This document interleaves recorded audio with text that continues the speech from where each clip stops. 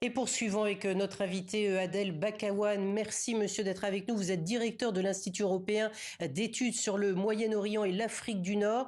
J'avais envie d'avoir votre réaction tout d'abord sur ces frappes américaines sur l'Iran. Était-ce évitable ou évident que l'Amérique allait intervenir? Évitable, bien évidemment, par la diplomatie, par la négociation, par les actions qui étaient déjà en cours. Mais bien évidemment, Donald Trump était sous pression des deux côtés. D'un côté, le front qui refusait catégoriquement l'intervention américaine, à savoir les membres très très importants du Parti républicain, la base sociale populaire de Donald Trump elle-même, mais aussi et surtout ses alliés au Moyen-Orient, l'Arabie saoudite, le Qatar, les Émirats. Tous ces acteurs mettaient la pression sur Donald Trump pour maintenir la diplomatie, la négociation et ne pas passer par les frappes. Mais de l'autre côté, on sait aussi que Donald Trump était sous la pression d'autres acteurs républicains, mais et surtout la société israélienne, les lobbies israéliens. Donc finalement, il a pris la deuxième option. Donc c'est un élément majeur, c'est un moment majeur, c'est un événement majeur, mais ce n'est pas un événement qui changera les grandes orientations en cours. Quelle analyse faites-vous des propos tenus par le chef de la diplomatie iranienne? Il dit ce n'est pas l'Iran, mais les États-Unis qui ont trahi la diplomatie. Nous étions en pleine négociation avec Washington lorsque les Israéliens ont tout fait voler en éclats. Que dites-vous sur ça? Je pense qu'il est plutôt dans l'émotion et non pas dans la rationalité, non pas dans la culture d'État, dans ce qu'on appelle la raisonnabilité d'une vision du monde. Sinon, il le sait plus que tout le monde. Lui-même, il a écrit un livre très, très important sur l'art de la diplomatie et de la négociation. Il sait très bien que ce qui est en jeu aujourd'hui, ce n'est pas les concepts basés sur la morale ou l'éthique comme la trahison. La trahison, c'est un concept d'abord moral. Ce qui est en jeu, c'est les rapports de force. Aujourd'hui, l'Iran est très, très, très affaibli. L'Iran est fragilisé. Je disais à un autre moment, l'Iran n'a jamais été aussi seul dans les rapports de force. Il n'y a plus personne, il n'y a aucun État au monde, et même de plus en plus des organisations miliciennes financé par des milliards et des milliards de dollars auparavant par l'Iran lui-même. Personne n'est là pour défendre la République islamique d'Iran. Et parce que dans les rapports de force, l'Iran est tellement fragilisé, les Américains et les Israéliens pensent que le moment est venu pour détruire l'ensemble du programme nucléaire iranien.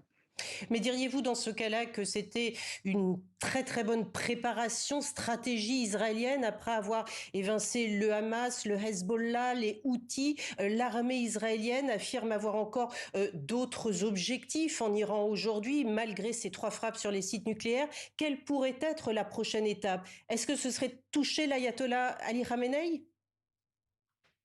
Écoutez, je pense que vous avez absolument raison. Oui, c'est une très très bonne stratégie en termes factuels. Nous ne sommes pas là pour prendre position pour dire ça c'est bien ou c'est pas bien. Ça peut-être un activiste, un militant peut se permettre, mais nous en tant que chercheurs et vous aussi en tant que journalistes, on est là pour analyser les données factuelles. Selon ces données factuelles, oui, Israël a parfaitement préparé le terrain à la fois à l'échelle moyen-orientale, mais aussi et surtout à l'échelle iranienne. À l'échelle moyen-orientale, Israël a neutralisé à 90% le Hamas et le djihad islamique, c'est-à-dire les pro-iraniens en Palestine, à Gaza et en Cisjordanie.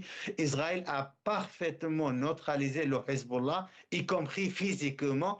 Israël a participé fortement au changement du régime en Syrie, hein, la Syrie qui dispose des frontières, n'est-ce pas? Analyse stratégique de 40 ans de la République islamique d'Iran, le régime a changé désormais à la tête d'un d'une nouvelle série, il y a quelqu'un qui souhaite absolument normaliser ses relations avec les États-Unis d'Amérique, qui a rencontré Donald Trump et qui va probablement normaliser ses relations même avec Israël.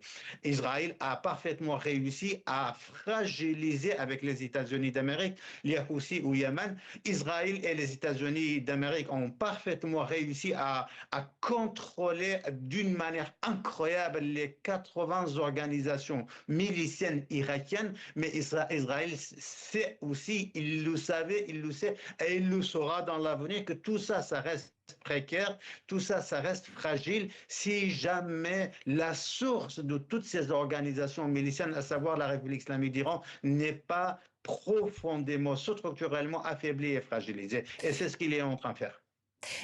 Quand Benjamin Netanyahou dit d'abord vient la force, puis ensuite vient la paix, comment croire qu'un tel tournant, tel que celui que l'on a connu ces dernières heures, soit susceptible de mener le Moyen-Orient à la paix?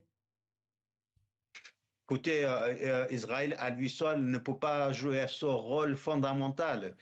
Israël sait très bien qu'il est fort avec le soutien des États-Unis d'Amérique, avec la première puissance au monde qui est plus que jamais derrière Benjamin Netanyahu et derrière le gouvernement israélien et d'une manière très simple derrière l'État israélien. Et donc, si Benjamin Netanyahu, si le gouvernement israélien se donne ce rôle, c'est parce qu'il y a d'abord les États-Unis d'Amérique, mais aussi les pays occidentaux d'une manière générale. Vous vous souvenez, le premier jour de l'attaque, le président Macron qui a des désaccords majeurs sur Gaza, n'est-ce pas, avec Benjamin Netanyahu, mais dès qu'il s'agit de l'Iran, il y a le consensus. Autrement dit, l'Iran fédère l'ensemble des pays occidentaux autour d'Israël, mais Gaza les divise. Et c'est un moment très, très important. Alors donc, fort de ce soutien-là, Benjamin Netanyahu souhaite jouer un rôle majeur dans la refondation du Moyen-Orient. Mais cela n'est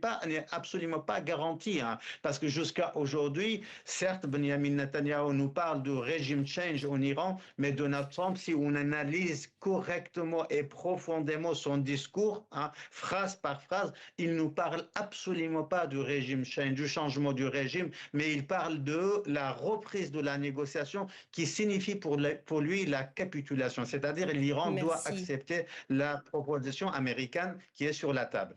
Merci beaucoup Adel Bakawan pour votre analyse. Vous êtes directeur de l'Institut européen d'études sur le Moyen-Orient et l'Afrique du Nord et j'en profite pour mentionner votre dernier ouvrage qui vient de sortir et dont la lecture sera certainement très intéressante vu le contexte, la décomposition du Moyen-Orient aux éditions Talendier. Merci d'avoir été avec nous.